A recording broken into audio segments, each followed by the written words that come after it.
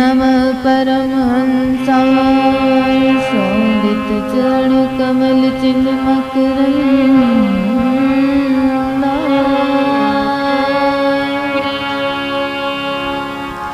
भक्त जनमानस निवासाय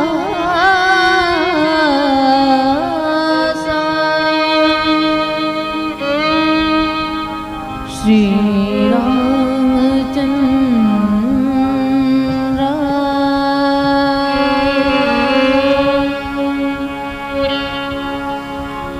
ध्येयं सदा परिभूष्टदोषं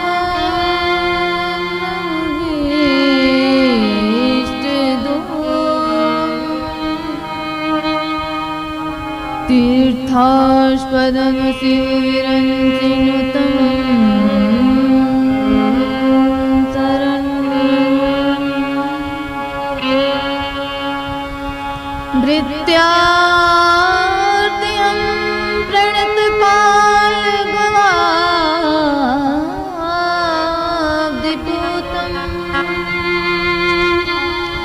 वंदे महापुरुष ते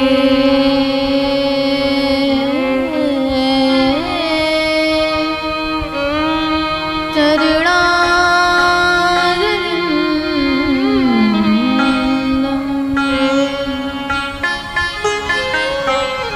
गुरुर्ब्रह्मा गुरुर्विष्णु गुरुर्देवो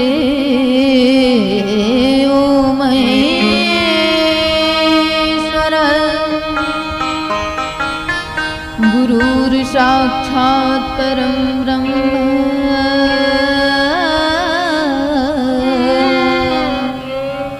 तस्मै श्री गुरुवे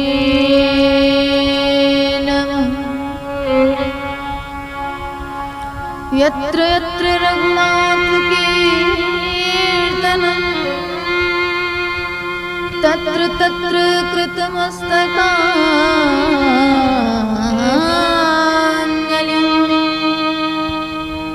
वाष्पवारे परिपूर्णलोचनं मारुतिं नमत राक्षसान्तकम्।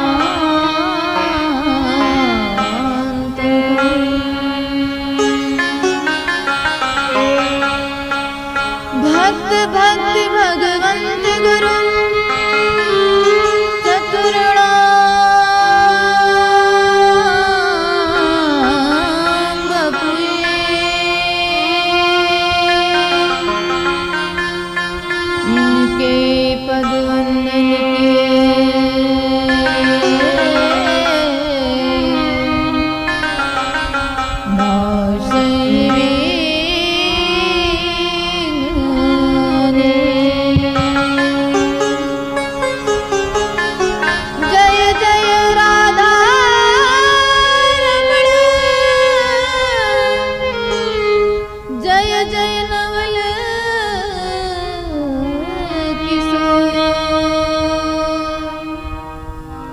जय गोपी चितचोर प्रभु जय जय माखन चोर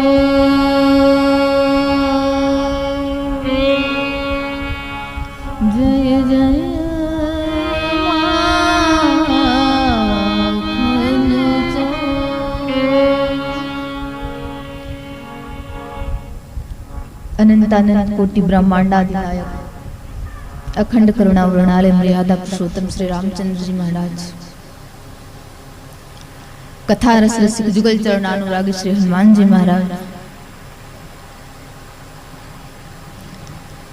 33 कोटि देवी देवताओं को आवाहन करने वाले पूज्य आचार्य गण के चरणों में मेरा प्रणत निवेदन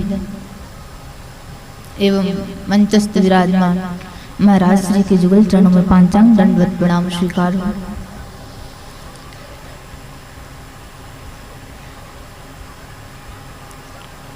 आइए हम लोग कथा गंगा में प्रवेश से पूर्व कुछ क्षण भगवान नाम संकीर्तन का आश्रय लें। तत्पश्चात भगवान की जैसी प्रेरणा होगी उस प्रेरणा अनुसार हम लोग कथा को श्रवण करेंगे। सीताराम हनुमान सीताराम हनुमान सीताराम हनुमान सीताराम हनुमान सीताराम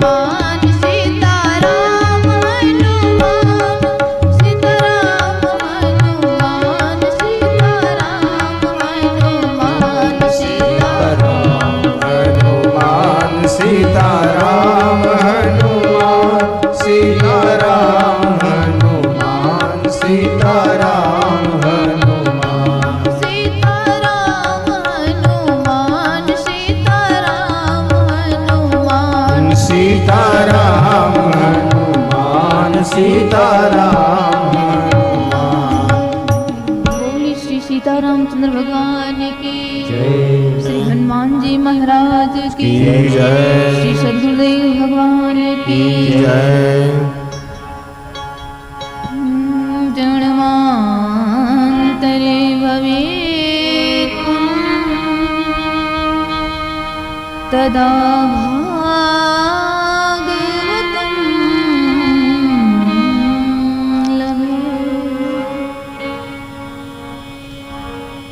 आज हम लोगों का बहुत ही सौभाग्य है जो पूज्य श्री से जो झांसी से पधारे पूज्य महाराज श्री के मुखार बिंद से श्री राम कथा को आप लोग श्रवण कर रहे हैं।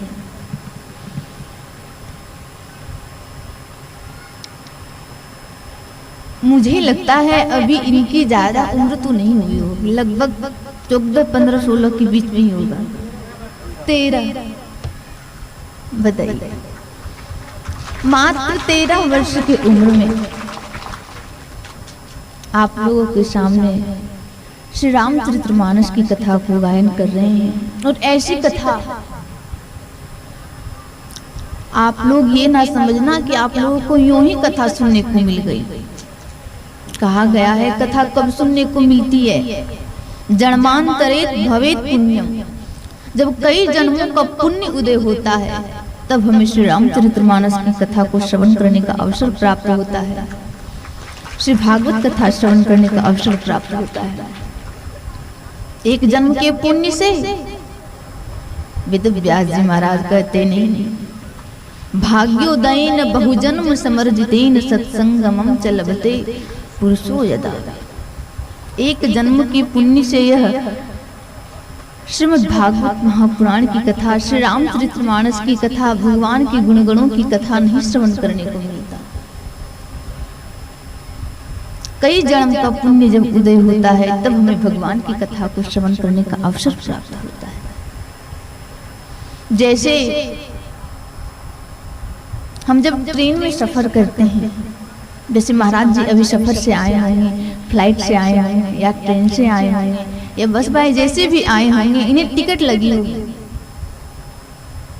आप कहीं भी यात्रा करें, यहाँ से अयोध्या जाएं, यहाँ से वृंदावन जाएं, तो टिकट की आवश्यकता पड़ती है, क्योंकि बिना टिकट का प्रवेश ही नहीं है। बिना टिकट का जाएंगे तो काले कोट वाले टीटी जो होते हैं वो बाहर फेंक देंगे। तो इस कथा रूपी गंगा में भी टिकट की आवश्यकता होती है। टिकट क्या है? बोले पुण्य रूपी टिकट।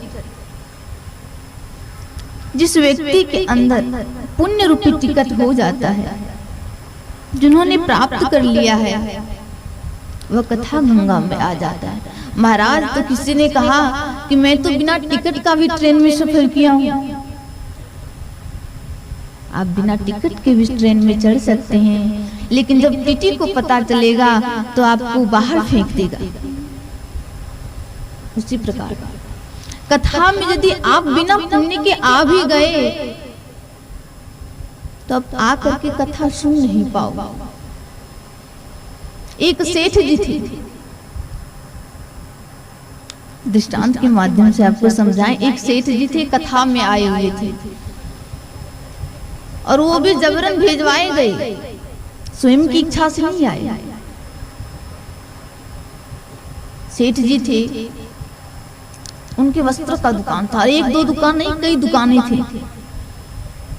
उनकी पत्नी कहती, महाराज यहाँ पास में महाराज जी की कथा हो रही है, सब लोग आ रहे हैं, ना जाने कहाँ कहाँ से लोग आ रहे हैं कथा सुनने के लिए, और आप दुकान में पड़े रहते हैं। जाकर के एक आध दिन तो कथा सुन लीजिए, आज कथा की अंतिम दिवस है, थोड़ी सी पुण्य इकट्ठा भी कर लीजिए। धन इकट्ठा करना ये बहुत बड़ी बात नहीं है। जीवन में आपने बहुत मान प्रतिष्ठा को इकट्ठा किया है, धन इकट्ठा किया है, जस इकट्ठा किया है, कीर्ति इकट्ठा की है, ये कोई बहुत बड़ी बात नहीं है। जीवन में आपने संतों का संग कितना किया है, जीवन में आपने कथा कितनी सुनी है, पुण्य कितना इकट्ठा किया है, वो मान्य रखता है। तो महाराज आप जाकर के कथा एक दिन सुन के आ जाओ। कहा देवी जी इच्छा तो नहीं हो रही है, लेकिन आप कह रही हैं तो मैं जा रहा हूं। तो सेठ जी आ गए कथा सुनने के लिए और कथा में ढूंढने लग गए कि ऐसी जगह मिल जाए जहां हमें आराम से कथा सुनने को मिले, अर्थात पीठ के सहारे कुछ थोड़ा मिल जाए। खंबे ढूंढने लगे तो बगल में देखा और खंबे में तो सब लगे हुए हैं अपने तकिए बिछोने के साथ। तो सेठ जी को एक खाली खंबा मिल ही गया, वो बैठ गए जाकर। कथा प्रारंभ हो गई महाराज जी की, और महाराज जी ने कहा बोले वृंदावन हरिलाल की। वो सेठ जी की निंद्रा खुल गई। सेठ जी ने कहा कथा हो गई? बोले हाँ महाराज कथा तो हो गई।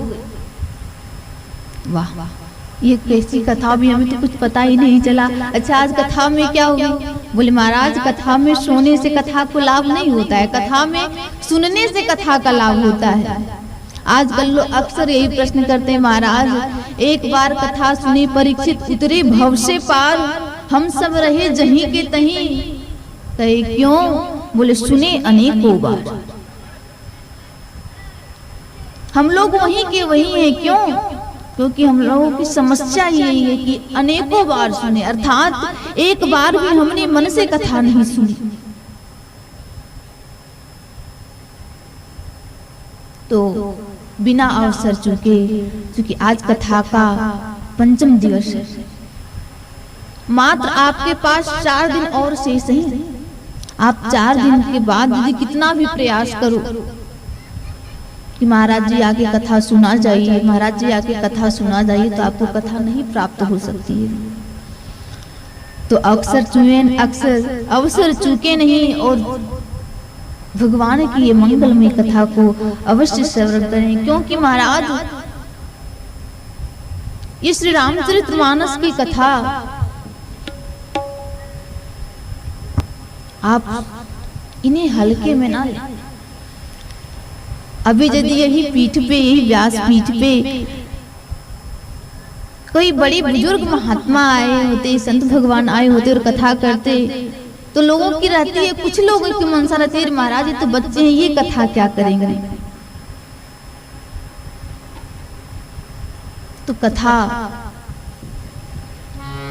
चाहे वह बालक हो, चाहे वह वृद्ध हो, कथा तो कथा होती है। सबसे बड़ा वृद्ध तो ज्ञान वृद्ध को माना गया है। धन वृद्धा, बल वृद्धा, आयु वृद्धा तथैव च।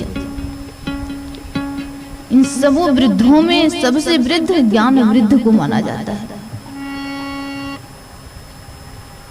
जैसे श्री सूत जी महाराज श्रीमद् भागवत महापुराण में आता है, वह आयु में छोटे हैं लेकिन व्यासपीठ पर विराजमान होकर के सौनकादिक 88,000 ऋषियों को श्रीमद् भागवत महापुराण को श्रवण कराते हैं। वैसे ही पूज्य महाराज श्री आज हमारे बीच बैठ करके व्यासासीन होकर के श्रीमद् रामचरितमानस की कथा को गायन कर रहे हैं। देखिए श्री रामचरितमानस क्या अर्थ है महाराज। वाल्मीकि जी ने रामायण लिखी, वाल्मीकि रामायण हुआ। रामायण तो कई रामायण है, अद्भुत रामायण हो गए, बर्रवे रामायण है, वाल्मीकि रामायण है। तो ये भी कोई रामायण ही लिख देते, श्री रामचरितमानस ही क्यों लिखा। जैसे हमें यदि ग्रंथ को पढ़ना है तो पन्ना यूं उल्टाना पड़ेगा, लेकिन रामचरितमानस को समझने के लिए हमें सर्वप्रथम मानस को शुद्ध करना है। मन में हमारे कई प्रकार के विकार हैं, काम, क्रोध, लोभ, मोह, मद, मात्सर्य, ईर्ष्या, छल, कपट, द्वेष। भगवान हमारे अंदर आना तो चाहते हैं, लेकिन दूर से ही भगवान देखे कहते हैं हाउसफुल है भैया, इसमें तो हमारे लिए जगह ही नहीं है। और भगवान का जगह कौन सा है? भगवान कहते हैं निर्मल मन जन सो मोहि भावा, मोहि कपट छल छिद्र न भावा। निर्मल मन जन सो मोहि मन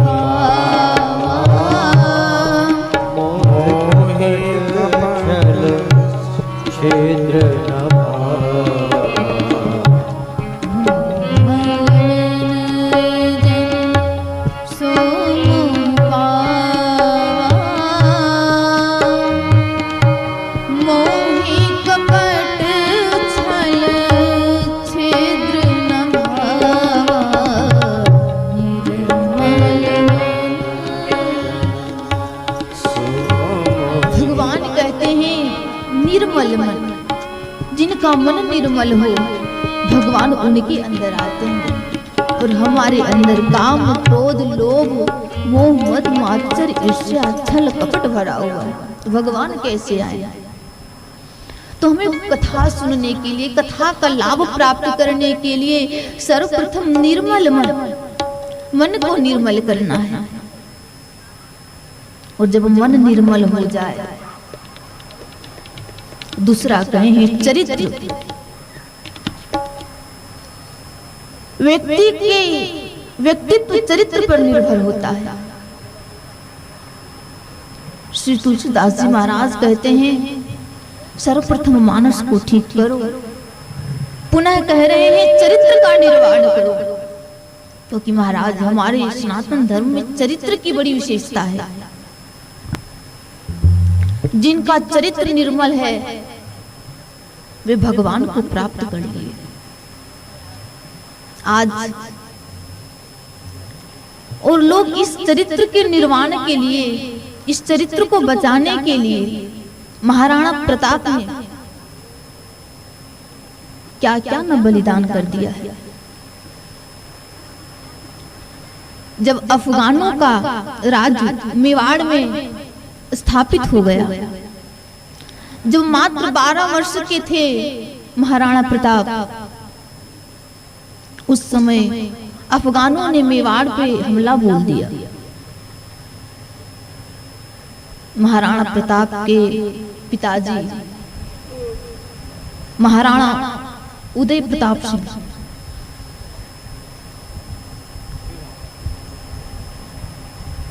अफगानों से लगातार युद्ध करते रहे,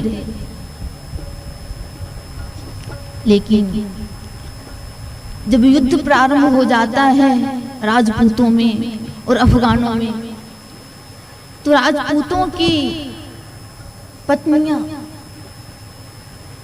अर्थात महाराणा उदय प्रताप सिंह के धर्म पत्नी महारानी जयवंताबाई जी, सज्जाबाई जी और धीरबाई जी, चूंकि धीरबाई जी गर्भवती थी, जब अफगानों ने महाराणा प्रताप अर्थात मेवाड़ पे हमला बोला, तो महारानी जयवंताबाई ने जब युद्ध प्रारंभ हो गया तो उन्होंने निर्णय लिया कि हम जोहार करेंगे, अर्थात हमारी चरित्र हननता ना हो जाए। क्योंकि इन्हें अब लगने लगा कि अब महाराज हमारे पलड़ा नीचे पड़ रहा है, अफगानों का पलड़ा भारी पड़ रहा है। अर्थात जब अफगान मेवाड़ राज्य में अपने तिरंगे को लहरा लेंगे तो फिर हमारी राजपूतनियों के, स्त्रियों के चरित्र हननता करेंगे। इसलिए महारानी जयवंताबाई ने मेवाड़ की जितनी भी स्त्रियां थी, सभी स्त्रियों के साथ, सभी कन्याओं के साथ वह जोहार कक्ष में जाती हैं। और जब यह बात महाराणा प्रताप को पता चला तो उन्होंने मात्र 12